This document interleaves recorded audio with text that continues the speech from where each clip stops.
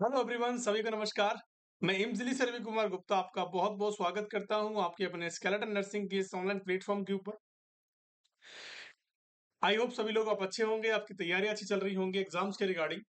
आज की इस लेक्चर में, आज की इस वीडियो के माध्यम से मैं आपको कुछ इंपॉर्टेंट अपडेट्स देने वाला हूं कि कैसे नॉर्सेट ने अपना पैटर्न जो है वो चेंज कर दिया है।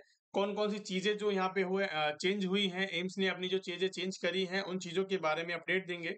ठीक है। और उसके बारे में जानेंगे कि अब हमें आगे क्या करना है। ठीक है। उस नोटिफिकेशन के बारे में जानेंगे कि कब से आप एग्जाम को फिलअप कर सकते हो, कब से आप फॉर्म दे सकते हो, कब एग्जाम होने वाला है, कब प्री का एग्जाम होगा, कैसे प्री का पैटर्न होगा, कैसे मेंस का पैटर्न होगा।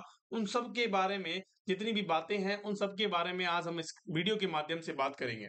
तो आपको जो है इस वीडियो को अंत तक देखना है ताकि सारी चीजें एग्जाम फॉर्म भरने से पहले आपको सारी चीजें हैं समझ में आ जाएं। अगर किसी भी डाउट अगर आपको रहता है तो आप हमारे सपोर्टिव नंबर्स पे और कमेंट सेक्शन के अंदर आप कॉल करके मैसेज करके पूछ सकते हो। आगे बात समझ में। और किसी भी तरह की कोई गलती आपको नहीं करें, किसी भी तरह की कोई भी गलती आपको नहीं करनी है एग्जाम फॉर्म भरने से पहले। तो सारी बातों को अच्छे से जान लें, समझ लें। आगे बात समझ में, वीडियो को अंत तक देखें ताकि सारी चीजें आपको समझ में आ जाए। देखो, सभी को पता है कि नॉर्सेट 7 का जो नोटिफिकेशन है वो काफी दिनों पहले क्या कर दिया गया, रिलीज कर दिया गया था। उसके बारे में कुछ अपडेट मैं आपको देने वाला हूँ कि कौन कौन सी चीजें यहाँ पे बदली गई हैं। सबसे पहली चीज आपको पता है कि नॉटसेट 7 जो है हमारा होने वाला है। नॉटसेट 7 के रिगार्डिंग यहाँ पे जो है इंपॉर्टेंट न्यूज है वो रहने वाली है। ठीक है। अब सबसे पहली बात यहाँ पे दी गई है, सबसे पहली जो चीज यहाँ पे दी गई है वो नॉटसेट की दी गई है। नॉटसेट के अंदर क्या उसकी सैलरी रहने वाली है, कौन से पे ग्रेड पे रहने वाला है, हम स्टेप बाय स्टेप बातें करेंगे। जो भी पॉइंट्स आपको दिखाई दे रहे हैं उन सब के बारे में हम यहाँ पे बात करते चलेंगे। आगे बात समझ में। देखो, सबसे पहली चीज यहाँ पे पे लेवल लेवल की बात कर रहे हैं। नर्सिंग ऑफिसर रिक्रूटमेंट की यहाँ पे बात की गई है। लेवल 7 की बात की गई है। 4600 पे ग्रेड की बात की गई है। इसका मतलब यहाँ पे जो सैलरी बनने वाली है आपकी 70 से 80 हजार तक यहाँ पे सैलरी बन जाएगी आपकी पर मंथ। 70 से 80 हजार तक की आपकी यहाँ पे सैलरी बनेगी हर महीने। आगे बात समझ में सभी को पता है। क्वालिफिकेशन की बात यहाँ पे की गई है, असेंशियल क्वालिफिकेशन। असेंशियल क्वालिफिकेशन के अंदर बीएससी नर्सिंग वाले बंदे यहाँ पे फॉर्म भर सकते हैं और यहाँ पे पोस्ट बीएससी नर्सिंग वाले फॉर्म भर सकते हैं, चाहे आप इंडियन नर्सिंग काउंसिल से हो या किसी भी स्टेट नर्सिंग काउंसिल से हो। काफी बच्चों के मेरे पास सवाल आ रहे थे, मैसेज आ रहे थे कि सर हमारे पास तो दिल्ली का कोई भी सर्टिफिकेट नहीं है, हम तो राजस्थान से हैं, हम तो एमपी से हैं, हम तो यूपी से हैं, हम हिमाचल से हैं, हमने तो वहां से नर्सिंग करी है, हमारे पास तो दिल्ली का कोई भी सर्टिफिकेट नहीं है, तो हमें क्या करना है। तो मैं आपको पहले ही क्लियर कर देता हूँ, किसी भी कोने का किसी भी इस भारत देश के किसी भी कोने का बच्चा यहाँ पे फॉर्म फिलअप कर सकता है। आगे बात समझ में। आपके पास चाहे हरियाणा की हो, चाहे तेलंगाना की हो, चाहे कहीं की हो, डजेंट मैटर, आप यहाँ पे किसी भी स्टेट से हो, आप फॉर्म फिलअप कर सकते हो। आगे बात समझ में। तो यहाँ पे पोस्ट बीएससी और बीएससी वालों को खुली छूट दी गई है कि आप यहाँ पे फॉर्म भर सकते हो। ठीक है। लेकिन जीएनएम वालों, डिप्लोमा वाले जो जनरल नर्सिंग करते हैं, जो जीएनएम करते हैं, उनके लिए क्या किया गया है कि 2 इयर्स का एक्सपीरियंस मांगा गया है। 2 इयर्स का एक्सपीरियंस जो कि हर बार मांगा जाता है। तो यहाँ पे जीएनएम वाले भर सकते हैं 2 इयर्स एक्सपीरियंस के साथ। आगे बात समझ में, बहुत बढ़िया। एज लिमिट की क्राइटेरिया की बात करें तो यहाँ पे सभी एम्स के लिए 18 से 30 साल यहाँ पे एज लिमिट रखी गई है। According to age relaxation, according to Indian government जो एज रिलैक्सेशन देती है उसके हिसाब से भी आप फॉर्म फिलअप कर सकते हो। एप्लीकेशन फीस की बात करें, देखो जो मोटी मोटी बातें हैं मैं आपको जल्दी से जल्दी समझा देता हूँ ताकि आपका टाइम वेस्ट जो है वो बिल्कुल ना हो। एप्लीकेशन फीस की अगर मैं आपसे बात करूं तो जनरल और ओबीसी कैंडिडेट्स के लिए यहाँ पे 3000 की फीस रखी गई है, लेकिन एसटी एससी और ईडब्ल्यूएस वालों के लिए यहाँ पे 2400 रुपए की फीस रखी गई है। दूसरी चीज यहाँ पे हम बात करते हैं कि एससी एसटी जो वाले बंदे हैं, अगर वो फॉर्म भरते हैं और एग्जाम देने जाते हैं और उनका रिजल्ट आने, चाहे रिजल्ट सही आए या गलत आए, मतलब कि चाहे सिलेक्शन हो या नहीं हो, उनकी फीस जो है वापस कर दी जाएगी। Only SC/ST वाले patient candidate who appear examination will be refunded after declaration of the result। आगे बात समझ में। आपको क्या करना है, एग्जाम देना है, एग्जाम का फॉर्म भरना है, एग्जाम देना है और रिजल्ट आने का तक का वेट करना है। आपका पैसा आपके अकाउंट के अंदर वापस आ जाएगा। क्या मेरी बात समझ में आ गई कि SC/ST वाले बंदों के पास, मतलब कि हम कह सकते हैं कि आपका जो एग्जाम होगा एकदम फ्री हो जाए। आगे बात समझ में, बहुत बढ़िया। ऑनलाइन ऑनलाइन की बात करते हैं, जो हमारा टेस्ट होने वाला है, जो हमारा एग्जाम होने वाला है, वो सीबीटी बेस्ड रहेगा। सीबीटी की फुल फॉर्म होती है कंप्यूटर बेस्ड टेस्ट। तो कंप्यूटर बेस्ड आपका टेस्ट रहेगा। स्टेज फर्स्ट की बात करें, नॉर्थ सेट प्री की बात यहाँ पे करी गई है, तो 15 सितंबर यानी संडे के दिन आपका एग्जाम रहने वाला है प्री का। और मैं आपसे बात करूं, मतलब मेंस का एग्जाम जो आपका रहेगा वो 4 अक्टूबर 2024 फ्राइडे को रहेगा। आगे बात समझ में, तो 15 सितंबर को क्या रहने वाला है, 15 सितंबर को आपका प्री का एग्जाम होने वाला है। और जो मेंस का एग्जाम होगा वो कब होगा मेरे प्यारे बच्चों, कि सर 4 अक्टूबर को होगा। कैसा होगा, 4 अक्टूबर का आपको ये एग्जाम कंडक्ट कराया जाएगा। आगे बात समझ में, आपको डेट्स मालूम पता लग गई कि आपके एग्जाम कब होने वाला है, बहुत बढ़िया। चलिए, अब हम बात करते हैं कि ऑनलाइन आप क्या कर सकते हो। ऑनलाइन मोड से आपको फॉर्म भरना है। Respect submit their application only the online mode, आपको ऑनलाइन फिलअप करना है। The online application can be done through the website, ये वेबसाइट दी गई है। एंड 1 तारीख से आपके फॉर्म चालू हो गए हैं। 1 तारीख से लेके 21 तारीख तक 5 बजे तक आप फॉर्म फिलअप कर सकते हो। मतलब 1 तारीख से लेके 1 अगस्त से लेके 21 अगस्त तक आप फॉर्म फिलअप कर सकते हो शाम के 5 बजे तक। क्या मेरी बात आपको समझ में आ गई है? बहुत बढ़िया। और क्या बातें करी गई हैं, सेल्फ चेक एलिजिबिलिटी देयर, आपको कोई भी मिस्टेक होती है तो आप क्या कर सकते हो, उस चीज को चेक करो, अपने आप से चेक करो, है ना। Correction and edit online application, मतलब जो आपने फॉर्म भरा है उसमें आप करेक्शन कर सकते हो, उसमें आप एडिट कर सकते हो। कब से कब डेट तक, कि भैया 22/8/24 से 24/8/24 तक, मतलब कि 2 दिन का आपको समय दिया गया है। 3 दिन का समय दिया गया है, 22, 23, 24। आपको अगर कोई भी डाउट होता है अपने नेम के अंदर, अपने डेट ऑफ बर्थ के अंदर, कोई भी अगर आपको करेक्शन करना है तो आप यहाँ से कर सकते हो। लेकिन आफ्टर द 5 बजे के बाद, आप 5 बजे के बाद ये पोर्टल बंद हो जाएगा। 5 बजे के बाद आप कोई भी करेक्शन इसके अंदर नहीं कर सकते हो। क्या मेरी बात आपको समझ में आ गई है कि सर 1 से लेके 21 तारीख तक क्या होने वाला है, एग्जाम के फॉर्म भरे जाएंगे और 5 बजे तक भरे जाएंगे। और 22 से 24 तारीख तक 5 बजे तक, शाम को 5 बजे तक आपके करेक्शन की डेट होने वाली है। क्या मेरी बात समझ में आ गई है? चलिए, और इंपॉर्टेंट बातें ढूंढते हैं और इंपॉर्टेंट बातें करते हैं। The candidate ensure the photo images, photo आपको देखनी है, signature thumb impression should be the as per the guideline mention the uploaded image. जब आप अपलोड इमेज करोगे तो वहां पे गाइडलाइंस दी गई होंगी, आपको उनके हिसाब से ही क्या करना है, उस फॉर्म को फिलअप करना है। एज रिलैक्सेशन की बात करते हैं कि एज की बात करते हैं। चलिए, एज की बात कर लेते हैं भैया, कि एज कौन कौन सी कैटेगरी, कौन कौन सी कितनी एज रिलैक्सेशन रखती है। ठीक है, अगर मैं आपसे बात करूं कि मैंने आपको बताया कि कैटेगरी की बात करते हैं कि relaxation permission beyond the upper limit beyond the 30 years, मतलब कि जनरल वाले जो कैंडिडेट हैं वो 30 साल तक की उम्र तक क्या भर सकते हैं, फॉर्म भर सकते हैं। लेकिन एसटी एससी वाले कहाँ भर सकते हैं, मतलब कि उनको 5 साल एक्स्ट्रा मिल गई हैं। क्या मिली हैं? 5 साल एक्स्ट्रा मिली हैं। तो 5 और 30 कितनी होती हैं, 35 ईयर्स तक की उम्र तक वो भर सकते हैं। ओबीसी वाले 3 साल एक्स्ट्रा मिली है, मतलब 33 साल तक की उम्र के अंदर वो फॉर्म भर सकते हैं। पीडब्ल्यूडी वाले पेशेंट, मतलब कि जो अपंग होते हैं, या फिर हम कह सकते हैं जो हम कह सकते हैं जो जिनके हाथ पैर नहीं होते हैं, या कोई भी डिफॉर्मिटी अगर होती है, वो फॉर्म कब तक भर सकते हैं, 40 साल तक की उम्र तक, मतलब कि 10 साल तक का उनको क्या दिया गया है, एज रिलैक्सेशन दिया गया है। और जो बंदा पीडब्ल्यूडी है, जो हम कह सकते हैं जो डिसेबिलिटी वाला पेशेंट है, डिसेबिलिटी वाला बंदा है, स्टूडेंट है और ओबीसी कैटेगरी के अंदर है, तो वो क्या कर सकता है, 13 साल का गैप ले सकता है। मतलब कि 30 और 13 कितना हो गए, 43 साल तक की उम्र तक फॉर्म भर सकता है। अगर एस टी एस सी वाला है तो 15 साल का मिल जाएगा। तो मतलब कि 30 और 15 45 साल तक वो क्या कर सकता है, फॉर्म को फिलअप कर सकता है। अगर यहाँ पे सेंट्रल गवर्नमेंट और सिविलियंस की बात करें, सिविलियंस एम्प्लॉय सेंट्रल गवर्नमेंट की बात करते हैं, तो वो 5 साल, अगर जनरल कैटेगरी में है तो 5 साल का रिलैक्सेशन मिल जाएगा। ठीक है, अगर वो ओबीसी कैटेगरी के अंदर है तो वो 5 और 3 ओबीसी का भी मिलेगा और इसका भी मिलेगा, तो 5 और 3 8 साल तक का रिलैक्सेशन मिल जाएगा। एस टी एस सी का है तो उसको 10 साल का रिलैक्सेशन मिल जाएगा। देखो नोट यहाँ पे क्या लिखा गया है कि age relaxation is applicable for the central government employee and not to personal working autonomous bodies and public sectors undertakings. The aims employees will not be considered in the central government employee purpose of age relaxation. अगर कोई AIIMS का बंदा इस video को देख रहा है और एम्स का बंदा सोच रहा है कि मुझे भी 5 साल मिल गए हैं, आपको बिल्कुल भी गलतफ़हमी में नहीं रहना है। एम्स एक ऑटोनॉमस बॉडी है। अगर आप एम्स में लगे हो, तो आपको कोई भी रिलैक्सेशन नहीं मिलने वाला है। आप सिर्फ़ 30 साल तक की उम्र तक क्या कर सकते हो, इस फॉर्म को फिल अप कर सकते हो। क्या मेरी बात समझ में आ गई है? एम्स वाले बंदों के लिए किसी भी प्रकार का यहाँ पे क्या नहीं मिला है, एज रिलैक्सेशन नहीं मिला है। आ गई बात समझ में?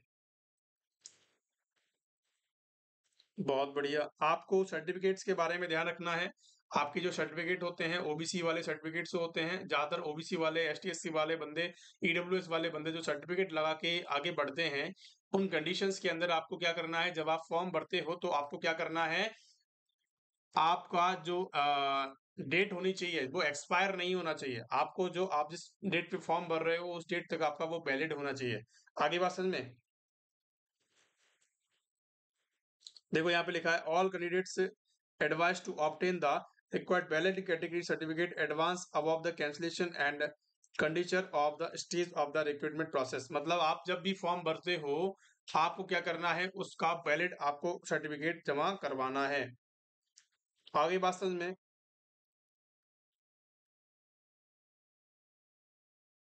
और देखते हैं और कौन-कौन सी बातें हैं।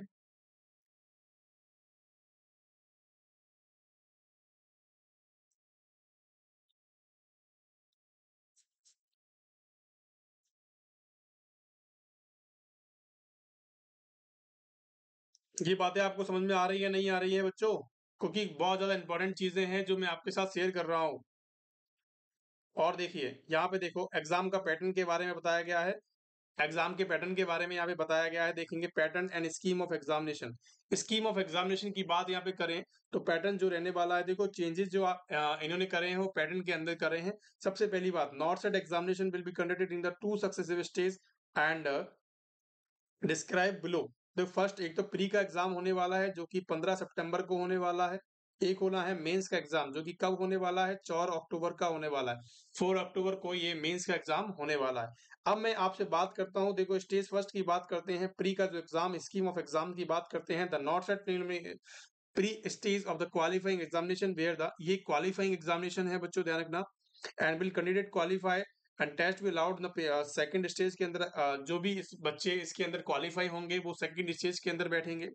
And candidate below should the preparation of the list candidate in the second.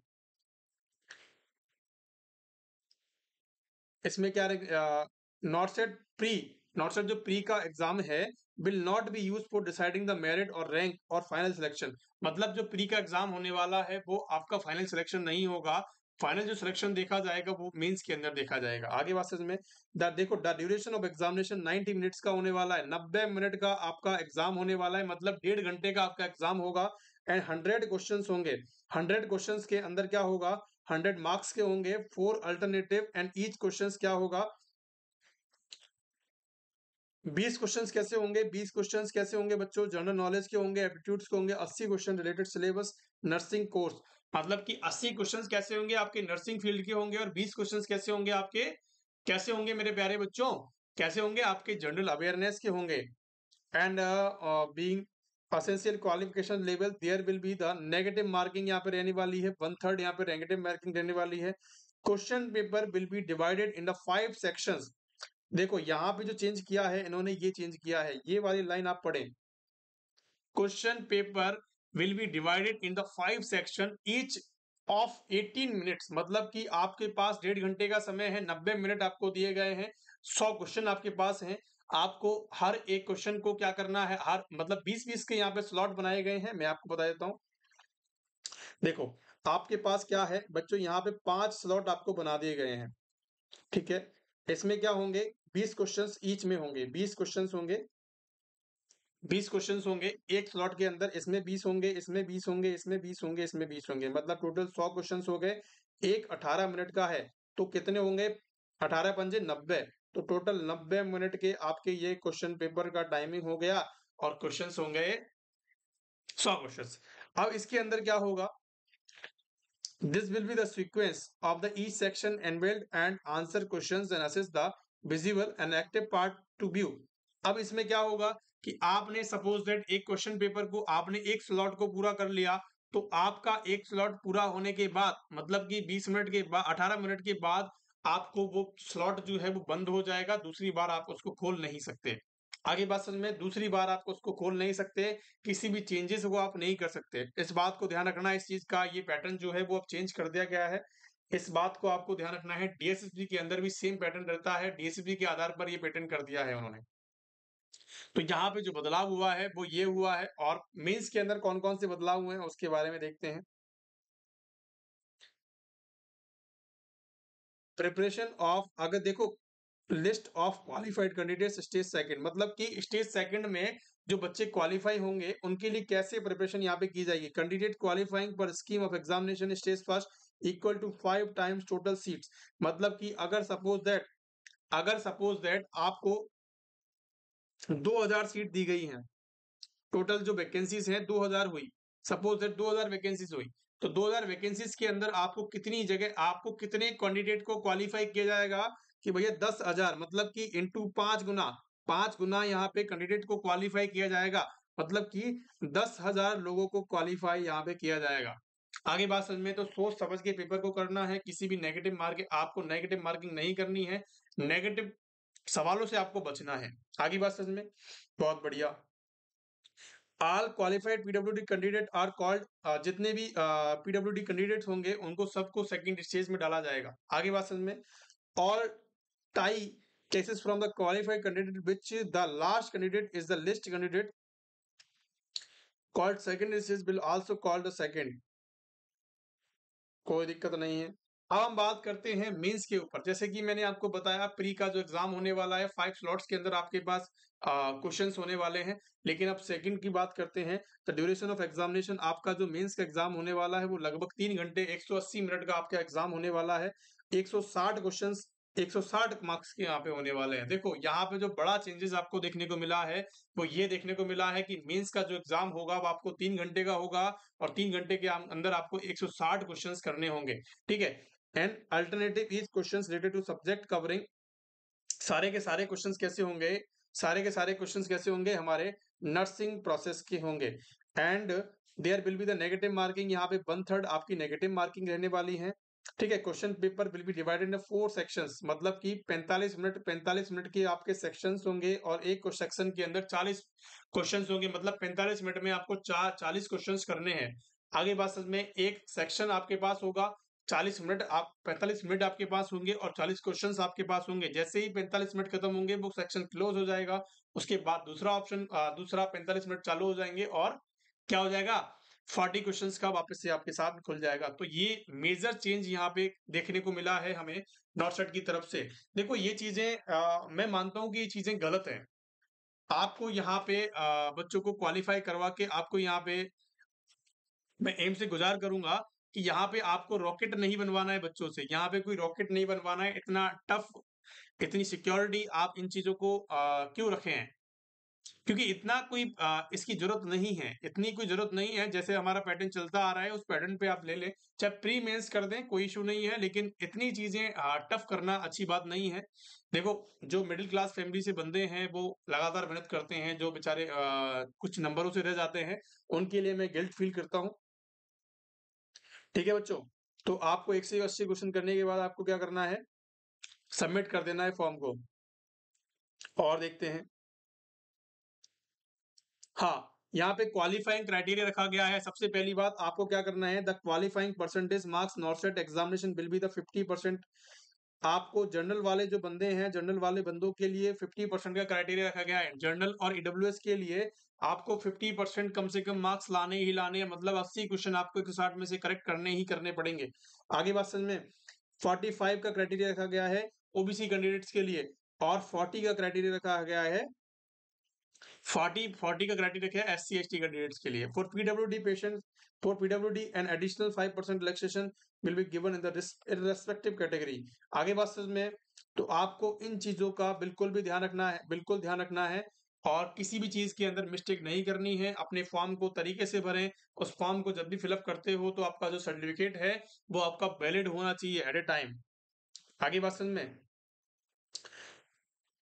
और देखते हैं, सीबीटी कंडक्टेड मल्टीपल शिफ्ट्स के अंदर होगा, रिस्पेक्टिव नॉर्मलाइजेशन प्रोसेस होगी, क्योंकि मल्टीपल शिफ्ट के अंदर जब भी होता है तो नॉर्मलाइजेशन की प्रोसेस यहाँ पे रहने वाली है। नॉर्मलाइजेशन का मतलब होता है दोनों शिफ्ट के क्वेश्चन पेपरों को मिलाया जाता है, और जब भी जिस और जो भी टफ क्वेश्चन, टफ टफ का मतलब टफ शिफ्ट जो होती है और इजी शिफ्ट होती है, उसको मार्क्स को कम बढ़ती आपके किए जाते हैं। आगे बात समझ में।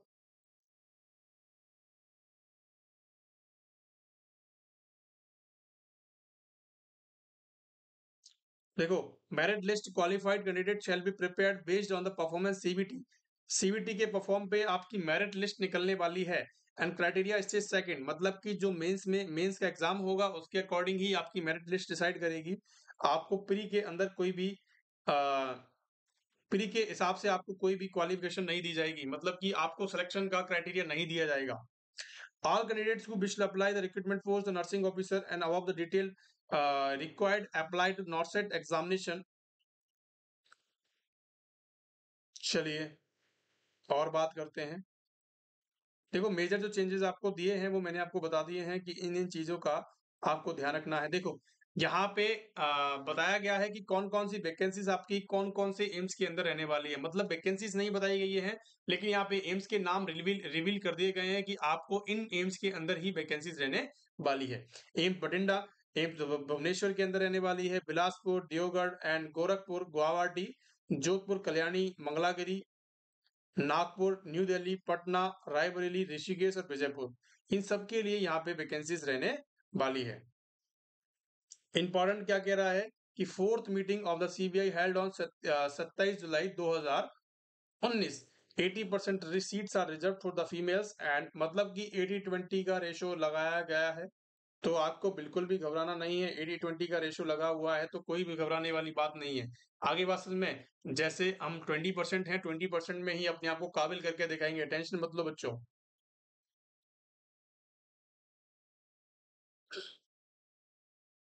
तो यहाँ पे आपकी ये चीजें कुछ खास रहने वाली है, मैंने आपको बताया था कि कुछ इंपॉर्टेंट अपडेट जो है वो आपके लिए दिया गया है। और किसी भी डाउट अगर आपको होता है तो आप प्लीज कमेंट करें, हमारे सपोर्टिव नंबर्स पे आप कॉल कर सकते हैं। मैं आपको सपोर्टिव नंबर्स यहाँ लिख दे रहा हूँ। अगर किसी भी डाउट होता है तो आप यहाँ पे फोन करके और कॉल करके आप पूछ सकते हैं। आगे बात समझ में, तो thank you so much for being there. अगर आपको बात समझ में आ गई हो तो वीडियो को लाइक करें, शेयर करें, सब्सक्राइब करें चैनल। देखो कौन कौन सी चीजें बदली हैं, प्री और मेंस का जो पैटर्न बदला है इन्होंने, वही बदला है सिर्फ कि मेंस के अंदर मेंस का जो एग्जाम होने वाला है वो 180 मिनट का होगा और 160 क्वेश्चंस यहाँ पे रहने वाले हैं। ठीक है, 4 स्लॉट आपको दिए जाएंगे, 4 स्लॉट आपको दिए जाएंगे, जो कि जो एक स्लॉट होगा वो 45 मिनट्स का होगा। ठीक है, 45 मिनट्स का होगा। और कितने होंगे, 45 मिनट्स के कितने हो गए, 180 मिनट हो गए बच्चों। और हमारे कितने क्वेश्चंस होंगे बच्चों, क्वेश्चंस होंगे ईच में 40 क्वेश्चंस होंगे, और 40 क्वेश्चंस कितने हो गए, 160 क्वेश्चंस।